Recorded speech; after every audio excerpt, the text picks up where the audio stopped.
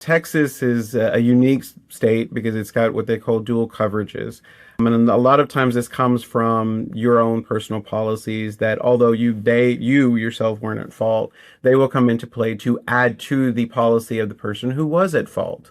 So, for an example, a lot of our clients will have car accidents, and typically the injuries or the cost of the medical exceed what the statutory minimum would be, which in Texas is $30,000 per person, not to exceed $60,000 per accident.